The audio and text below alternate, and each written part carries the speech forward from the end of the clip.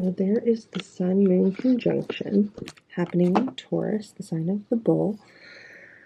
And as you can see, it is making a very heavy red triangle between Mars in Leo and Pluto in Aquarius. They're between 3 to 4 degrees. See how this is at 7, and then these are at 4, and this one's at 3. They're within 3 degrees, so they make a shape in the sky called a square. Excuse me. So at the time of this new moon conjunction, it was at 1.5 degrees in Libra, the rising.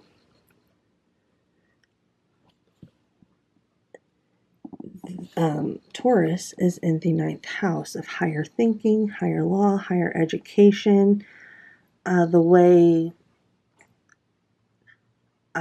we believe, long distance travel, things of that nature in the sign of Taurus, which is not only the bull, which means steady and grounded, it's an earth sign.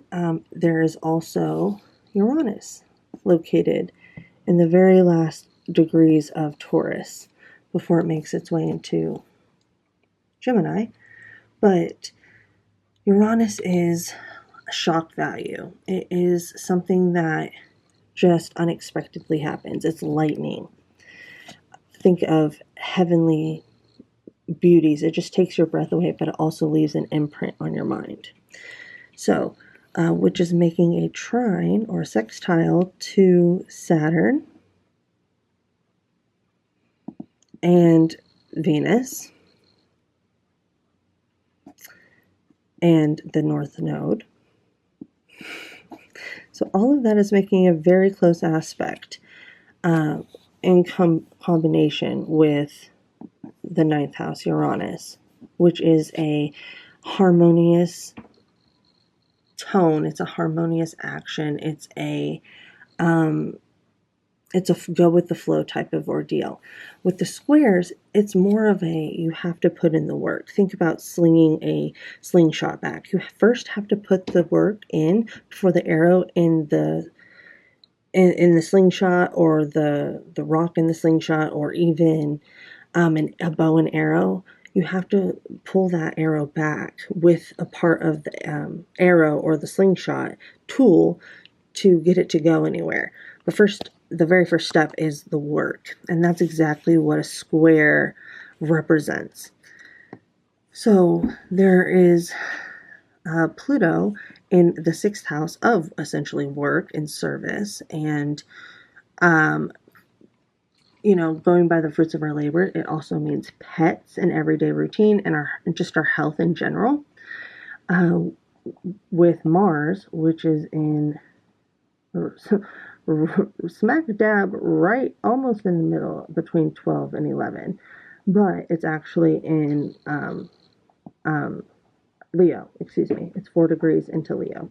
So that would be the 12th house. So of things that aren't easily seen, but will be coming to light soon, because this is the east side where all the planets and stars arise. So it's like this is all dark. This is light. This is what people can see or can't see if the sun is in the way.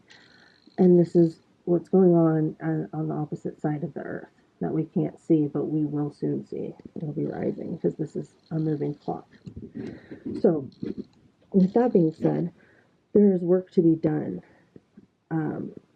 underground. What needs to be done is, we're not always constantly learning. Not only are we doing that, but we're also always aiming to be a service for others.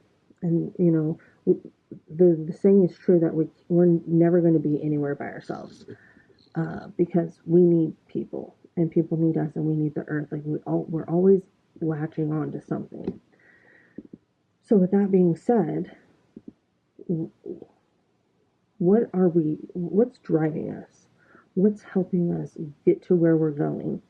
And what's transforming? what's getting us going that is actually transforming, undergoing a life-death transformation. And how can we make that go into a higher thought process? How can we, grow that distance that makes our heart grow fonder? Because not only is this Mars our drive and our passion and our go, but it's also our anger.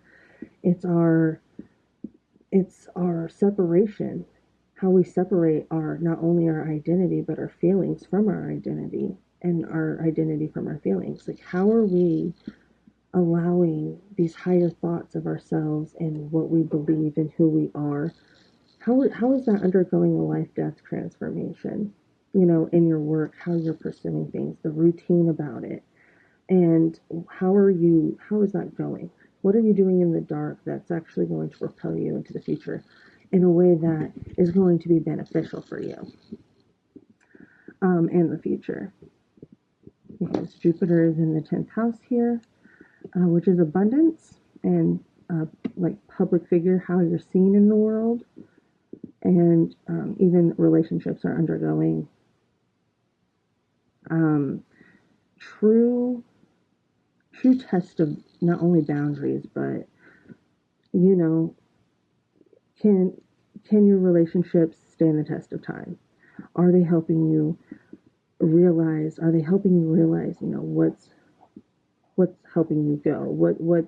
What's driving you forward? Are they influencing that?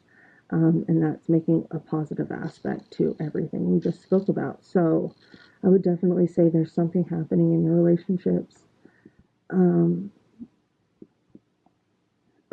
But also probably how you view discipline. I can definitely see that with Venus and Saturn and how it's undergoing a positive transformation with the hard work that is needed to be continued. So thank you for being here. May God bless and keep you.